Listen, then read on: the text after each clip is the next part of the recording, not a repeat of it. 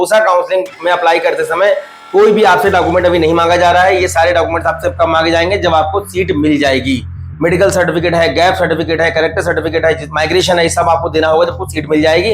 इसके अलावा जो भी आपके एकेडमिक डॉक्यूमेंट है जो आपने जेईई मेंस के फॉर्म में लगा दिए थे, वो ऑटोमेटिकली सारा डिटेल वहां से ले रहा है। कभी आपको कुछ भी नहीं लगाना जोसा काउंसलिंग में। जोसा काउंसलिंग बच्चों आपकी रनिंग में चल रही है। 11 जून लास्ट डेट है फॉर्म फिलिंग करने की, मतलब आपका रजिस्ट्रेशन और चॉइस फिलिंग करने का जो आपका है लास्ट डेट आपकी 11 जून है। 11 जून से पहले आपको क्या करना है, इसमें अपने कॉलेज भरने हैं, रजिस्ट्रेशन करना है। पेरेंट्स और बच्चों के दिमाग में कंफ्यूजन और डाउट ये है कि इसके लिए एलिजिबिलिटी क्राइटेरिया क्या है, जोसा काउंसलिंग में पार्टिसिपेट करने के लिए एलिजिबिलिटी क्राइटेरिया क्या है, क्या हमारे पास अगर जेईई मेंस का रैंक है तो हम अप्लाई कर सकते हैं, क्या रैंक होना चाहिए, इसमें कॉलेज किस रैंक पे मिलेंगे। बहुत सारे दिमाग में बच्चों की डाउट और कंफ्यूजन है। देखिए, जोसा काउंसलिंग में पार्टिसिपेट करने के लिए कोई भी एलिजिबिलिटी क्राइटेरिया नहीं है। अब एक दिमाग में बच्चों के बाद ये भी आता है कि अगर 75% बोर्ड में नहीं है तो क्या हम अप्लाई नहीं कर पाएंगे। देखिए, अगर 75 बोर्ड में आपका नहीं है, आपने इंप्रूवमेंट के लिए फॉर्म भर रखा है या किसी और बोर्ड एनआईओएस बोर्ड वगैरह से आपने फॉर्म फिल कर रखा है, देखिए जोसा काउंसलिंग में अप्लाई करते समय कोई भी आपसे डॉक्यूमेंट अभी नहीं मांगा जा रहा है। ये सारे डॉक्यूमेंट्स आपसे कब मांगे जाएंगे, जब आपको सीट मिल जाएगी। मेडिकल सर्टिफिकेट है, गैप सर्टिफिकेट है, कैरेक्टर सर्टिफिकेट है, माइग्रेशन है, ये सब आपको देना होगा जब आपको सीट मिल जाएगी।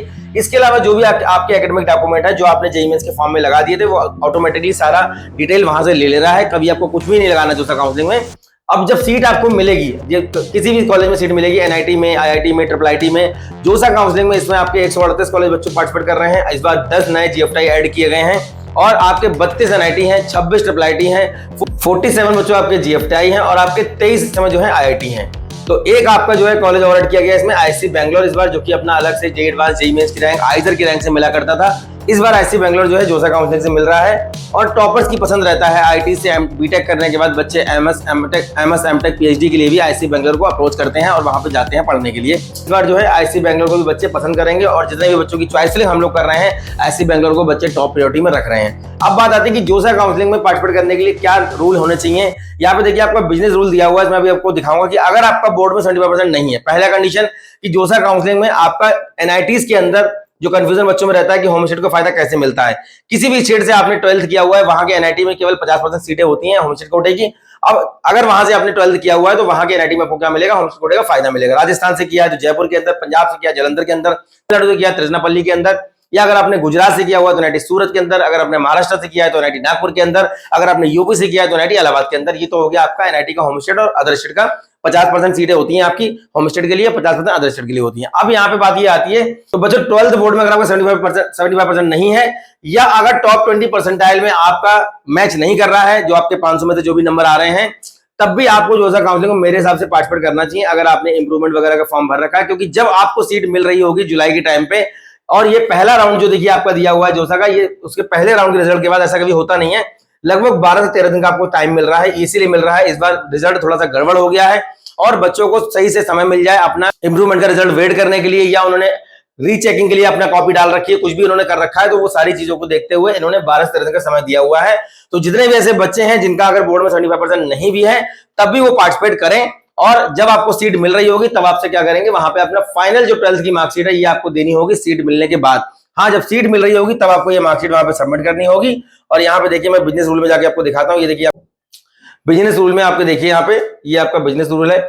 यहाँ पे आप 96 नंबर पेज पे जब जाएंगे, यहाँ से देखिए 96 पे दिया हुआ है इसका एलिजिबिलिटी क्राइटेरिया। देखिए यहाँ पर 12th बोर्ड का, ये बच्चों देखिए 12th बोर्ड का यहाँ पे साफ साफ दिया हुआ है कि या तो अगर आप जनरल कैटेगरी, ओबीसी, ईडब्ल्यूएस से हैं तो 75%, या टॉप 20 परसेंटाइल में आपका होना चाहिए। अगर आप एससी एसटी से हैं तो आपका 65% आपके यहाँ पे होना चाहिए। अब यहाँ पे देखिए दिया हुआ है कि अगर आप बच्चों ने इंप्रूवमेंट वगैरह दे रखा है, इसको बहुत बड़ा ये दिया हुआ है बिजनेस रूल का, अगर इसको आप ध्यान से पढ़ेंगे तो समझ में आएगा आपको कि बोर्ड का जो मार्कशीट है, बोर्ड का जो आपका फाइनल मार्कशीट जो आपको देनी होगी, ये फाइनली आपको देना है सीट मिलने के बाद। उसको आप देख सकते हैं बिजनेस रूल में साफ साफ दिया हुआ है। तो इस वजह से आप जोसा काउंसलिंग को मिस मत करिए कि पता लगा रजिस्ट्रेशन नहीं कर रहे हैं, चॉइस फिलिंग नहीं कर रहा है कि मेरा बोर्ड में 75% नहीं है। ये तो हो गया उनके लिए जिन्होंने इंप्रूवमेंट वगैरह डाल रखा है या एनआईओएस बोर्ड वगैरह से भर रखा है दोबारा से, जो उनका ऑन डिमांड एग्जाम होता है। तो पहले अगर आपके यहाँ पे मार्कशीट आ जाती है तो डेफिनेटली आपका एडमिशन एनआईटी, ट्रिपल आईटी जो भी आप कॉलेज वहां पे फिल कर रहे हैं according to your JEE mains rank, जो आपका ऑल इंडिया रैंक आया हुआ। अब बात आती है कि अगर किसी बच्चे का रैंक बहुत ज्यादा लो हो गया है, या अगर किसी वजह से जोसा में पार्टिसिपेट नहीं कर पा रहा है, तब क्या हमको यहाँ पे कुछ कॉलेज मिलेंगे, एनआईटी, ट्रिपल आईटी, जीएफटीआई या फिर आईआईटी। देखिए आईआईटी, एनआईटी, ट्रिपल आईटी ये जो कॉलेज हैं ये कोई भी स्पॉट राउंड नहीं करवाते हैं। इनके इनिशियल जो जोसा के 5 राउंड होंगे इसमें मिलेगा, या फिर जो 2 राउंड आपके सीसैप के होंगे उसमें मिलेगा। इसके अलावा आपका क्या होता है कि जो जीएफटीआई है, मैं कुछ जीएफटीआई के नाम यहाँ पे देखिए आपको बता रहा हूँ। जीएफटीआई में जैसे आपका पंजाब इंजीनियरिंग कॉलेज है, वीआईटी मैसरा है, ट्रिपल आईटी नया रायपुर है, ट्रिपल आईटी भुवनेश्वर है, स्लाइड पंजाब है, यूनिवर्सिटी ऑफ हैदराबाद है, जेके आईपीटी, जेके अप्लाइड फिजिक्स को बोलते हैं, यूनिवर्सिटी ऑफ इलाहाबाद का कैंपस है। ये कुछ कॉलेज हैं जो कि अपना स्पॉट राउंड नहीं करवाते हैं। इसके अलावा जितने भी जीएफटीआई हैं, इंक्लूडिंग वीआईटी मैसरा भी कभी कभी प्रोडक्शन और आपका केमिकल के लिए फॉर्म निकालता है। वीआईटी मैसरा के 2 एक्सटेंशन कैंपस है, पटना और देवगढ़, वो भी फॉर्म निकालते हैं। इसके अलावा आपका जो है गुरुकुल कांगड़ी फॉर्म निकालता है, चल रहा है। निफ्टम ने फॉर्म निकाल दिया, चल रहा है। एसएम वीडियो कटरा फॉर्म निकालता है। जीजू बिलासपुर फॉर्म निकालता है। पिछले साल एक बच्चे का 2024 में एक बच्चे को इलेक्ट्रिकल इंजीनियरिंग मिला हुआ था जीजू बिलासपुर में, पर बोर्ड का परसेंटेज का जो क्राइटेरिया था वो फुलफिल नहीं हो पा रहा था, सीट उसकी कैंसिल कर दी गई। बाद में जीजू बिलासपुर ने अपना डायरेक्ट वाला फॉर्म निकाला, फॉर्म फिल हुआ और उस बच्चे को बाद में इलेक्ट्रॉनिक्स एंड कम्युनिकेशन मिला, उससे अच्छा ब्रांच मिला वहां पे डायरेक्ट काउंसलिंग में। तो गति शक्ति विश्वविद्यालय बड़ोदरा है। जितने भी आपके जीएफटीआई हैं, ऑलमोस्ट आपका आसाम यूनिवर्सिटी है, तेजपुर है, मिजोरम है, जितनी भी आपके जीएफटीआई हैं, कुछ जीएफटीआई को अगर छोड़ दिया जाए तो सारे फॉर्म निकालते हैं डायरेक्ट एडमिशन के लिए।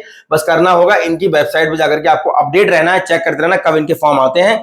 तो गवर्नमेंट फंडेड कॉलेजेस में आप जा सकते हैं अगर आपका 75 बोर्ड में नहीं है, और वहां पे ये 60% वाले बच्चों को भी ले लेते हैं। 60% पे आपका सेंट्रल फंडेड या गवर्नमेंट फंडेड कॉलेज में पढ़ने का एक सपना है जो आपका पूरा हो सकता है। तो जोसा काउंसलिंग को लेकर के जो भी डाउट है, बच्चे परेशान ना हो। अगर आपने इंप्रूवमेंट वगैरह दे रखा है, आराम से वेट करिए। और सबसे पहला 11 से पहले क्या करना है, रजिस्ट्रेशन करना है। 11 से पहले रजिस्ट्रेशन नहीं करेंगे तो जोसा के पहले राउंड में रजिस्ट्रेशन होता है, बाकी काउंसलिंग की तरह यहाँ पे नहीं होता है कि किसी भी राउंड में हम एंट्री मार देंगे। जोसा का पहले राउंड में रजिस्ट्रेशन होगा, उसके बाद फिर आपके रिजल्ट्स केवल आएंगे बाद में। चॉइस फिलिंग भी 11 से तक होगी, 11 तक चॉइस फिलिंग भी 11 तक होगी, रजिस्ट्रेशन भी 11 तक होगा। 11 से पहले पहले अब बात आती है, अपना रजिस्ट्रेशन कर लें 11 से पहले। अब बात आती है कि जो मॉक रिजल्ट आएगा, अब ये मॉक को लेकर के बच्चे बड़ा परेशान है कि मॉक आ जाएगा, उससे पहले रजिस्ट्रेशन करना है, उससे पहले चॉइस फिलिंग करनी है, मॉक आ जाएगा फिर हम कर नहीं पाएंगे। ऐसा कुछ भी नहीं है। पहला मॉक 8 को आएगा, दूसरा मॉक 10 को आएगा। मान लीजिए एग्जाम्पल के लिए कि अगर 2 लाख बच्चा टोटल जो है जोसा में पार्टिसिपेट कर रहा है, टोटल 64-65 हजार के आसपास सीटें हैं, ये हम मान लेते हैं। जो सीटें बढ़ाई गई हैं, पिछले साल 63 थी, हम इसको 65 मान लेते हैं। 65,000 सीट अगर हम टोटल माने, जो भी आपके 138 के आसपास जो कॉलेज हैं, तो ये 100 जो 65,000 सीटें हैं, मान लीजिए 7 तारीख को रात के 12 बजे तक या 8 तारीख को कल दोपहर तक मॉक रिजल्ट आने से पहले पहले अगर मॉक रिजल्ट आने से पहले मान लीजिए 1 लाख बच्चा अप्लाई किया होगा। पिछले साल भी मैंने मॉक के बारे में बताया था कि सारे बच्चे अप्लाई नहीं करते हैं, आधे ही बच्चे वहां पर रजिस्टर कर रहे होंगे। तो ये सारी सीटें इन बच्चों को डिस्ट्रीब्यूट कर दी जाएंगी। मान लीजिए किसी कमरे में 1000 टॉफियां रखी हुई हैं, अब वो 1000 टॉफियां डिस्ट्रीब्यूट करनी है मान लीजिए 800 बच्चों को या 1000 बच्चों को, और अभी उस रूम में केवल 400 बच्चे आए हुए हैं, तो वो सारी टॉफियां इन 400 बच्चों में डिस्ट्रीब्यूट की जाएंगी। तो सबके हिस्से में 2-2, 3-3 इस तरीके से टॉफियां आएंगी। लेकिन यहाँ पे क्या है कि जोसा काउंसलिंग में देखिए यही रूल होता है कि जोसा में आप इत्मीनान से चॉइस फिलिंग करें, आराम से चॉइस फिलिंग करें। 10 तारीख तक आराम से कर लें, 11 के भरोसे ना बैठे, क्योंकि वेबसाइट हैंग करने लगता है। फिर आपका एक दिन का समय जो है जो खराब हो गया, तो वेबसाइट इनका बनता हो सकता है कि बढ़ाया जाए। तो मॉक का मतलब केवल प्रोडक्शन होता है, कंप्यूटर सॉफ्टवेयर जो आपका होता है वो आपको केवल प्रेडिक्ट करता है कि आपको ये सीट मिलेगी, पर मॉक का रिजल्ट कभी भी 100% सेफ, 100% प्रेडिक्टेबल नहीं होता है। और जैसा रिजल्ट मॉक में दिखाया जाता है वैसे रिजल्ट बच्चों के आते भी नहीं, क्योंकि मैंने पिछले साल बताया भी था, फिर मैं बताऊंगा जो मॉक आ जाएगा कि अगर हम लोग रैंक के अकॉर्डिंग देखें पिछले साल इस रैंक पे क्या मिला था और मॉक में क्या दिखाया जा रहा है, तो वो कहीं से भी मैच नहीं होता। तो मॉक को लेकर के परेशान ना हो। 10+2 का जो आपका परसेंटेज क्राइटेरिया उसको लेकर परेशान ना हो। अप्लाई करें फॉर्म। जोसा काउंसलिंग में पार्टिसिपेट करने का कोई पैसा नहीं लग रहा है। ये एकमात्र ऐसा काउंसलिंग है जहां पे अप्लाई करने का कोई पैसा नहीं लगता है। जब सीट आपको मिल जाएगी तब क्या करना होगा, तब आपको यहाँ पे फीस देनी होती है। सीट एक्सेप्टेंस फीस को बोलते हैं 30,000 रुपए, और कैटेगरी वाले बच्चों को देना होता है यहाँ पे 15,000 रुपए। अगर इसमें भी आपको लास्ट में विड्रॉ आप करते हैं, आपको समझ में कुछ नहीं आता, अगर सीट वगैरह जो मिलती है अगर आप छोड़ना चाहते हैं तो ये अमाउंट कटता है, ये पैसा टोटली आपका रिफंडेबल रहता है। तो जोसा काउंसलिंग बच्चों आपका फंडामेंटल राइट है। किस तरीके से चॉइस फिलिंग करना है मैं पूरा वीडियो में पूरा पीडीएफ से बता दूंगा आपको। आज शाम को या फिर कल आपको वीडियो मिल जाएगा पूरी तरीके से, all in one E book के साथ में मैं आपको दे दूंगा। ऑल इन वन हमने बना के रखा हुआ, सारी काउंसलिंग का डिटेल उसमें दिया हुआ है। अभी फिलहाल आपका जो रजिस्ट्रेशन चल रहे हैं, रजिस्ट्रेशन सारी काउंसलिंग करते रहिए। एक और एडवाइस मैं आपको देना चाहता हूं कि कोई भी आपका रैंक है, XYZ कोई भी रैंक है आपका 50,000, 1 लाख, 1.5 लाख, अगर 50,000 के बाहर रैंक निकल रहा है तो मिनिमम 5 काउंसलिंग में अप्लाई करना ना भूलें। कोई मिनिमम 5 काउंसलिंग आप सेलेक्ट कर लो अपनी लोकेशन के हिसाब से, अफोर्डेबिलिटी के हिसाब से। आपका फीस वगैरह वहां पे कर सकते हैं, कॉलेजेस का फीस स्ट्रक्चर चेक कर लीजिए। मिनिमम 5 मैक्सिमम 10 काउंसलिंग में अप्लाई आप करें, जिससे कि लास्ट में आपके पास मल्टीपल ऑप्शन होंगे किसी चूज करने के लिए कि मैं इसमें से कहां जाऊंगा। बाद में जब आपके पास अलॉटमेंट आ रहे होंगे तो आपके पास मल्टीपल ऑप्शन रहे कि मैं इसमें से क्या बेहतर ऑप्शन चूज कर सकता हूं, या जो भी आपके काउंसलर या मेंटर है उनसे आप पूछ सकें कि मैं इसमें से कहां पे फाइनली जाऊं। तो ये जितने भी बच्चे काउंसलिंग में अप्लाई कर रहे हैं, ऐसा ना करें कि कोई एक काउंसलिंग बच्चे ने यूपी टेक भर दिया। मेरे पास बच्चे फोन करते हैं, सर यूपी टेक काउंसलिंग करवाना है, मेंटरशिप प्रोग्राम आपका कितने का है। कोई भी देखिए, मार्केट में बहुत सारे लोग हैं जो अपना अपना अलग अलग काउंसलिंग का मेंटरशिप प्रोग्राम आपको जो है बेच रहे हैं। अब यहाँ पे क्या है, कोई एक काउंसलिंग में मान लीजिए आपने अप्लाई कर दिया और लास्ट तक जाते आते आप तो उसके भरोसे बैठे, उस काउंसलिंग के भरोसे, और लास्ट में जाके आपको अपने मन का ब्रांच या कॉलेज नहीं मिला।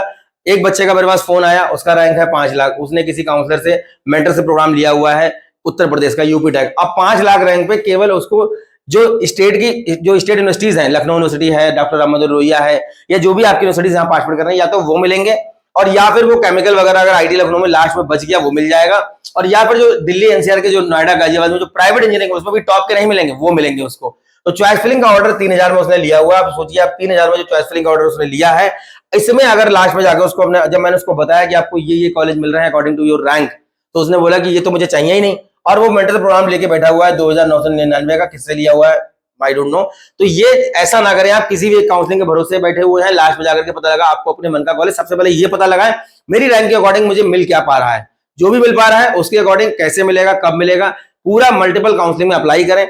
मैक्सिमम काउंसलिंग जितनी भी आपकी हो रही है, कोई भी रैंक आपका, मैंने बताया 50,000 के बाहर रैंक है, मिनिमम 5 काउंसलिंग में अप्लाई। एग्जाम्पल के लिए किसी बच्चे का रैंक मिलिए 50,000 है, तो इसको जोसा काउंसलिंग में अप्लाई करना चाहिए, जैक दिल्ली में अप्लाई करना चाहिए, जैक चंडीगढ़ अप्लाई करना चाहिए। अगर ये उत्तर प्रदेश होम स्टेट अगर इसका यूपी है तो यूपी में अप्लाई करें, एचबीडीयू कानपुर, ट्रिपल एम गोरखपुर। इसके अलावा अगर फीस अफोर्डेबल अगर इसकी है, फीस अफोर्ड कर सकता है, तो जो प्राइवेट कॉलेज वगैरह चल रहे हैं उनके भी फॉर्म इसको भरना चाहिए।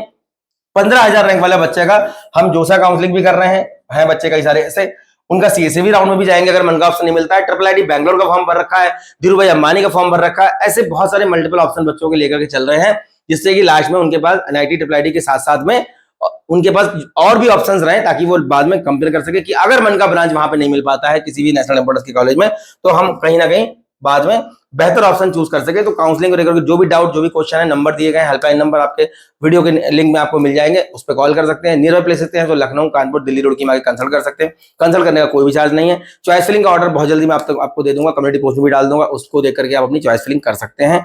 तो अच्छे से काउंसलिंग करिए, मल्टीपल काउंसलिंग में अप्लाई करिए। बार बार एक ही बात बोल रहा हूँ, किसी एक काउंसलिंग के भरोसे ना बैठे, क्योंकि बाद में फिर दिक्कत होगी, क्योंकि उस टाइम पे सारी डेटें निकल गई होंगी। अभी डेट चल रही है, पूरा जून का महीना है, एप्लीकेशन फॉर्म चलते रहते हैं, और फिर लास्ट में एक मौका मिलता है स्पॉट राउंड का। तो अच्छे से काउंसलिंग करिए। ऑल द बेस्ट काउंसलिंग के लिए। और कोई डाउट, कोई क्वेरी है, हेल्पलाइन नंबर खुले हुए हैं, कॉल कर सकते हैं। वेबसाइट पे जा सकते हैं thementor.co.in पे। उम्मीद करता हूँ जो इन्फॉर्मेशन आपको प्रोवाइड कर रहा हूँ कहीं ना कहीं काम आती होगी आपके। नेक्स्ट वीडियो में मिलेंगे अच्छे टॉपिक का, तब तक धन्यवाद, थैंक यू वेरी मच।